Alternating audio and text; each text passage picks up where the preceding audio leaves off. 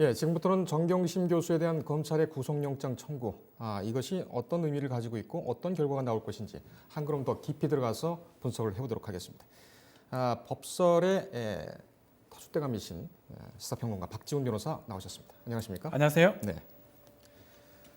하루에 정경심이라는 얘기 단어를 몇 번이나 들으십니까? 저는 듣는 거는 뭐 두 번째고 한 100번도 더 얘기하는 것 같아요. 100번도 더 얘기하시고. 방송에서 뭐 계속 방송에서. 얘기를 하고 있기 때문에 지금 며칠 상간 계속 정경심 교수 얘기를 계속 하고 있습니다. 예. 듣다 보면은 정겨운 마음도 좀 생기는 것 같습니다. 얼굴은 모르잖아요. 예, 저도 모르는. 본 적이 없지만 왠지 그 이름은 너무나 익숙해져 가지고 제가 뭐 방송할 때마다 얘기를 하기 때문에 그런 느낌이 듭니다. 예. 익숙하다 이런 느낌. 오히려 따님이나 사모님 이름보다 더 자주 부르는 것 같습니다. 정말 많이 부릅니다. 예. 또 딸이나 뭐 그 아내 이름을 부를 일이 별로 없잖아요. 그런가요? 네. 저는 뭐 아직 미혼이라 잘 모르겠습니다만, 예.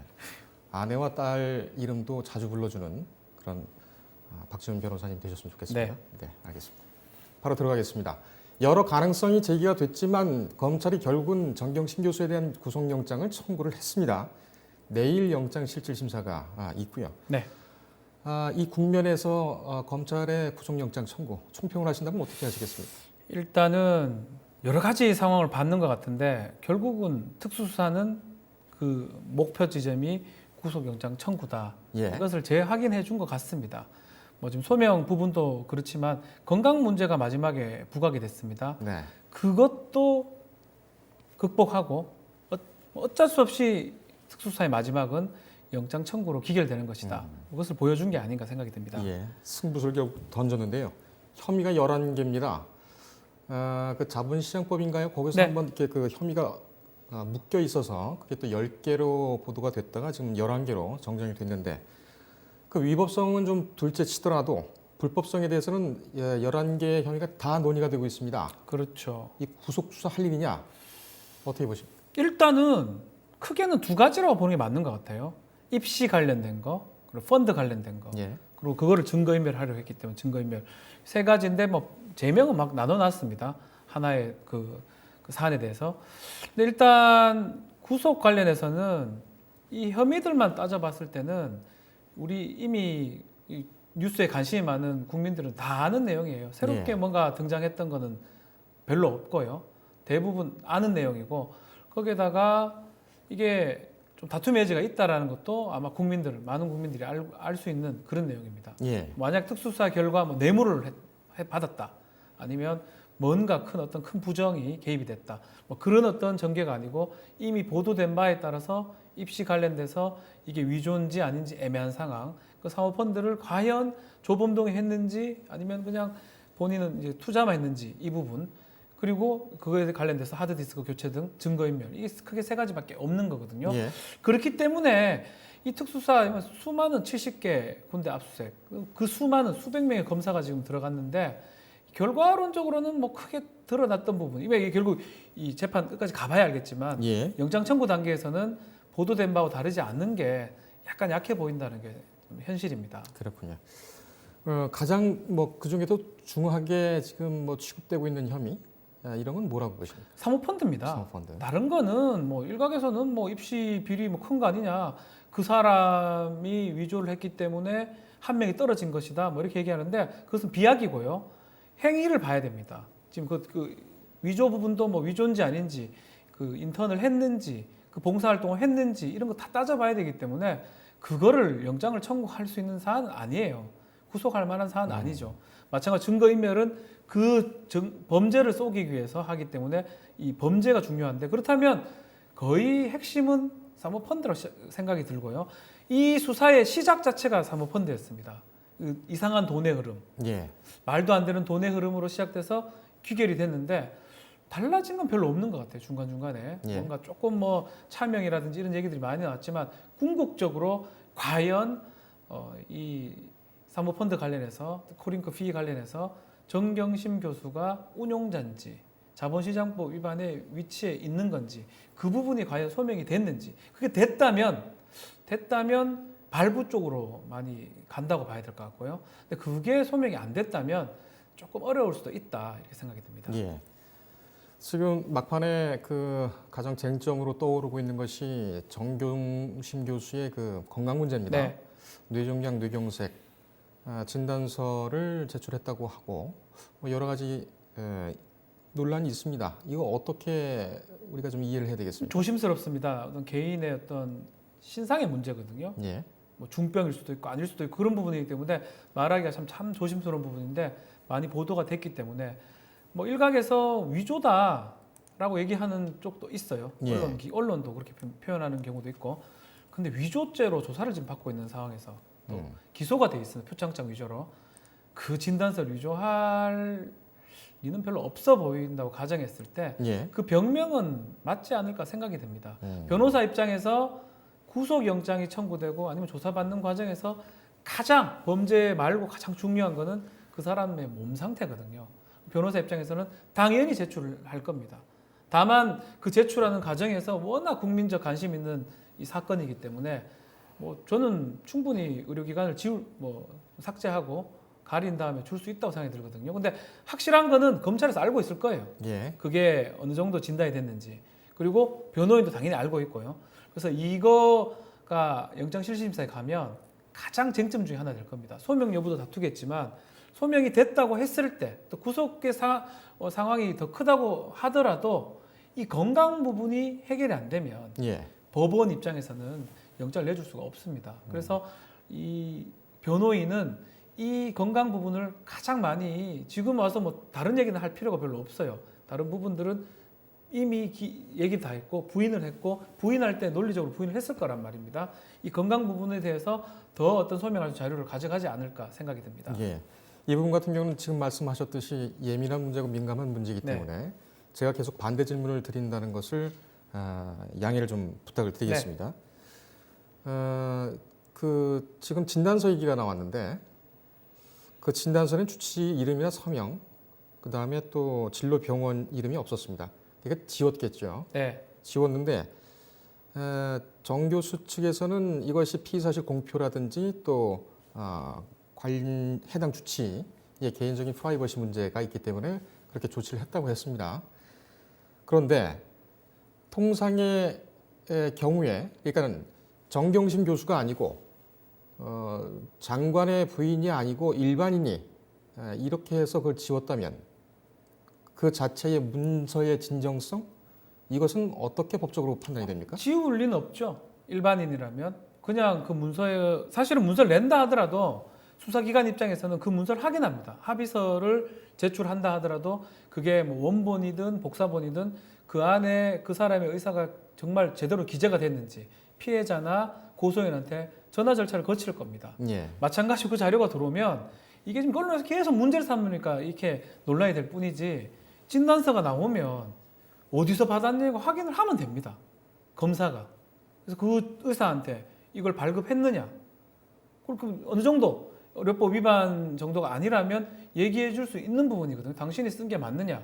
그러니까 저는 그게 충분히 확인됐을 거라고 생각이 들어요. 근데 검찰이 이런 것들은 좀 그냥 본인들한테 불리한 거는 빨리빨리 얘기를 하잖아요. 근데 이런 것도 사실은 불리하거나 뭐 유리한 부분도 아니기 때문에 확인을 해주는 게 낫습니다. 언론에서 계속 어떤 개인의 몸 상태를 갖고 진단이 됐니 안 됐니 뇌경색이니 뇌종양이니 뭐 입원을 했니 안 했니 CT가 있니 이거 사실은 변호사가 분명히 제출했을 거고 검사가 확인했을 거라는 거거든요.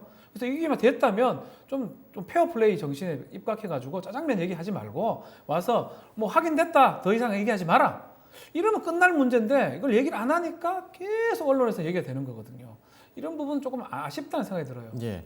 지금 그 검찰에 대검도 그렇고 서울중앙지검도 그렇고 이 검찰의 공보 라인들이 굉장히 경직돼 있다라는 것을 매일 느끼고 있습니다. 네. 특히 지금 같은 경우에는 오히려 그 기자들을 상대를 안 하고 그러니까 확인도 안 해주고 이런 것이 지금 그 검찰 개혁안 중에 피의사실 공표 관련돼서 전면적으로 사건 관계인에 그렇죠. 대해서는 뭐 공개를 안 하겠다는 입장 아니겠습니까? 물론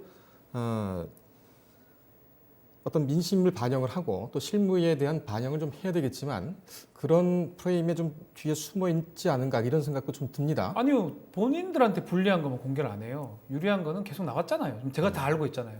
모든 국민들이 알고 있죠. 어떻게 알겠습니까? 수사 과정에 대해서 알 수가 없거든요. 예. 사실은 검찰청법에 따르면 검사의 의무가 있습니다. 객관적 의무가 있어요. 피의자, 피고인한테 유리한, 검사가 봤을 때는 불리한 그런 증거나 이런 것들이 나왔다 하더라도 이거를 갖고 제대로 뭐 알리거나 조치를 취하도록 돼 있습니다. 그런 의무가 있습니다. 그 의무에 지금 정면으로 반하는 거예요, 사실은.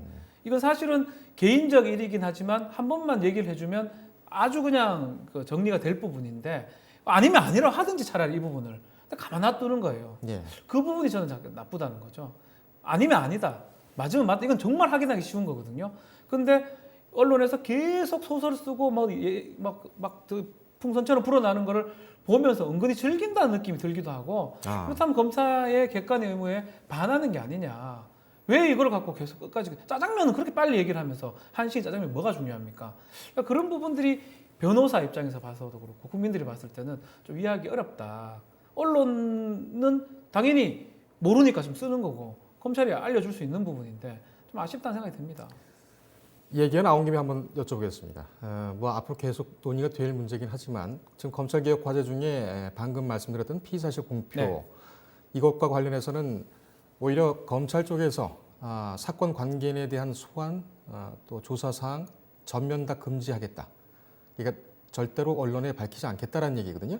이것에 대해서는 어떻게 생각하세요? 근데 이거는 사실은 그거랑 연관이 돼 있을 것 같아요. 검찰 개혁이 특히 검경수사권 조정하고 뭐 이런 거하고 관련 지어서 생각을 해야 될 것 같습니다. 만약에 패스트트랙 법안들이 통과가 돼가지고 수사의 대다수 권한이 경찰한테 가정했을 때 그렇다면 뭐 크게 검찰에서 수사할 일이 별로 없거든요. 기소만 하는 입장에서 굳이 그런 것들을 공표를 하고 싶어도 뭘 알아야 공표를 하죠. 예. 경찰이 다 알고 있다고 봐야 될 것 같아요. 경찰이 그 기능이 이제 중요하겠죠. 피의사실 공표라든지 검찰은 전문 공보관을 통해서 뭐 하겠다라고 지금 밝히고 있는데 이거는 현행 제도 하에서고요. 만약에 패스트트랙 법안 2개가 통과가 돼가지고 검경 수사권이 조정이 된다 그러면 기소가 주된 업무가 될 겁니다. 그렇다면 굳이 뭐 그런 내용이 필요가 없습니다. 뭐 아는 게 하나도 없기 때문에. 그래서 사실 이게 통과가 됐을 때를 가정하고 조금 준비를 해야 되지 않을까 생각도 듭니다. 예. 이 문제는 상당히 좀 그 논란이 네, 많고 지금 단계하고 또 그 입법 됐을 때 단계하고 예. 완전 다르다고 봐야 될 것 이 같아요. 부분은 따로 별도로 시간을 저희가 준비해서 다루도록 하겠습니다. 주치의 이름과 서명도 안 됐고 병원만 아까 그런 문서의 진정성도 검사가 확인을 하면은 진정성이 인정이 된다 이렇게 말씀하셨죠. 하긴 했을 겁니다. 제가 다 장담하건데 어떤 예. 문서를 내더라도 조금 문제점이 있다고 생각이 들면 바로 전화 걸어서 그걸 작성한 사람한테 확인하는 거거든요. 그것도 확인을 못했다면 지금 상황이 맞아요. 예. 그건 제가 알 수가 없지만 만약 변호인이 그걸 감췄다면 그럼 변호인 잘못이에요. 알려야죠. 언론에 밖으로 알려지지 않게 하는 거하고 지금 조사받는 입장에서 그 사람을 설득을 해야 되는데 병 상태가 이 정도다. 이런 어떤 진단서라든지 이런 것들 받아왔다라면 그 쓴 사람에 대한 그거를 정확하게 알려서 확인하고 지우는 게 맞죠. 예. 지금 정 교수의 이 특정 사례가 아니라 일반적인 법리로 봤을 때 얘를 상정하고 말씀을 드린 겁니다. 그렇다면 당연히 뭐 증거인멸 의혹도 뭐 전혀 얘기가 성립이 안 된다는 그렇죠, 그런 말씀이시겠죠? 뭐 증거인멸할 이유도 없고 위조를 또 하는 것도 이상하죠. 위조죄로 잡혀 들어가가지고 그걸 왜 위조를 하겠습니까? 예. 뭐 했다면 정말 뭐 파렴치범인 거고 그런 것들을 맞으면 맞다, 아니면 아니다라고 검찰 측에서 좀 이 부분은 좀 확인해 주는 게 좋을 것 같아요. 예. 이 얘기가 왜 자꾸만 나오느냐면 첫 번째는 그 병원과 또 의사의 이름, 주치의 이름, 서명이 빠진 진단서를 증거로 제출한 예가 알려지지 않았기 때문에 그렇죠. 그것이 있고요. 두 번째는 뭐냐면 이 사실이 뭐 변호인 측이나 여기서 나온 것이 아니라 조 전 장관이 그 퇴임한 다음 날 혹은 당일이었습니까? 이제 언론의 어떤 특정 기자를 만나게 되죠. 라디오에서 나온 예. 거죠. 예. 이제 라디오에서 그 기자가 뭐 얘기를 하고 조 전 장관 측은 부인을 안 했습니다. 그렇게 되면은 서로 만났다는 것이 맞는데 그렇게 그런 타이밍에서 그런 경로를 통해서 이것이 정 교수의 건강 상황이 또 얘기가 됐고 그 후에 정 교수가 낸 진단서가 일반적으로 볼 때에 우리가 쉽게 보아온 것이 아니기 때문에 이런 논란과 의혹이 계속 커지는 것 같습니다. 그렇죠. 예. 이것에 대해서는 어떻게 생각하십니까? 그러니까 그 부분은 결국은 이제 영장실심사를 하게 되면 그 부분을 확인할 겁니다. 만약에 위조 내지 뭔가 정경심 교수 측에 이렇게 문제가 있는 그런 어떤 진단서 자료였라 하면 검찰 단계도 단계지만 법원 단계에서 더 문제가 될 가능성이 높아요. 예. 그래서 지금 한편으로는 뭐 검찰이 그 큰 문제가 없으니까 영장을 청구한 것 같다고 생각이 들지만 이 판단은 법원에서 하지 않을까. 다만 변호인 입장에서 그걸 제가 일단 구속이 되냐 안 되냐가 지금 가장 중요한 상황이기 때문에 예. 그것을 이렇게 정확하게 좀 알릴 필요는 저는 있지 않을까 생각이 들어요. 아니면 최소한 영장실심사 갔을 때는 명확하게 예. 아니면 아예 그냥 의사를 데리고 가도 됩니다. 음. 의사를 뭐 데려가든지 다른 또 진술서를 받아가든지 다른 또 진단서를 받아가든지 여러 가지 MRI 그거를 찍은 다음에 그 부분을 또 설명을 하는 뭐 자료를 갖고 가든지 여러 가지 그런 방법들을 좀 택해야지만이 이런 국민적 의혹을 좀 해소하지 않을까 생각이 듭니다. 예. 법원이 어떤 결정을 내리느냐에 따라서 정경심 교수는 물론이고 조국 전 장관 또는 윤석열 총장, 검찰 한쪽은 치명타를 입게 됩니다. 네. 뭐 법원의 판단이 있겠지만 이것을 그 가정적으로 보기에는 조금 무리가 있을 수가 있겠습니다만 정 교수의 영장이 기각되고 그 후에는 이 조 전 장관에 대한 수사 문제가 좀 남아 있습니다. 구속까지 가기는 뭐 어렵다는 것이 중론인 것 같고 조 전 장관에 대한 수사는 어떻게 되겠습니까? 진행은 될 가능성이 높습니다. 지금 몇 가지 연관성이 있어요. 특히 정경심 교수 관련해서는 일단은 서울대학교 공익인권법센터 네. 관련된 부분도 좀 연관성이 있고 또 하드디스크 관련해서 김경록 씨한테 그 문제점들이 있습니다. 증거인멸 부분, 은닉 네. 부분 그 두 가지 연관성이 있고 또 웅동학원 관련된 부분들이 있기 때문에 조사는 진행돼야 될 것 같아요. 예. 근데 만약에 구속이 된다 그러면 탄력을 받아서 검찰이 아마 소환도 하고 조사를 할 건데 구속이 영장이 기각된다. 그러면 소환을 하긴 하겠지만 수사에 좀 힘은 좀 빠질 것이다. 왜냐하면 조국 장관 전 장관 같은 경우는 지금 계속 봐도 알겠지만 핵심이 아니에요. 핵심은 조범동, 한 축은 조범동, 한 축은 동생 조건 씨, 예. 한 축은 정경심 교수 이렇게 축이 되는 거거든요. 그거에 약간씩 연관성이 있는 거고 최초 이 수사를 시작한 거는 조국 전 장관이 문제가 있을 거라고 아마 시작을 했을 겁니다. 예. 그까지는 지금 못 온 거고 결국은 지금 영장 청구로 지금 수사는 지금 거의 마무리 단계인데 결국은 그 연결성은 지금 확인이 안 된 상황이 아닌가. 그렇기 때문에 구속까지는 어렵고요. 뭐 처벌 입건 같은 거는 뭐 가능성은 있다 이렇게 보입니다. 예. 이 최악의 시나리오겠죠. 영장이 기각이 되고 또 조국 전 장관에 대한 수사도 뭐 크게 성과가 없고 윤 총장으로서는 어떻게 나오겠습니까? 우리 검찰청법이나 우리 법에는 검사가 책임질 건 없어요. 무죄 받는다고 하더라도 뭐 고의적으로 하지 않는 이상은 책임질 여지도 없고 이제껏 무혐의를 받았다 해가지고 책임졌던 검사들도 없습니다. 법적인 예. 책임. 그렇지만 이번 건은 좀 다른 것 같아요. 법적인 부분은 뭐 책임 당연히 없겠죠. 어떤 윤리적인 부분 아니면 다른 어떤 책임, 도덕적 책임이 상당히 문제 제기될 것입니다. 2달 이상, 3달 이상 결국은 수사가 실패한 거라고 봐야 되거든요.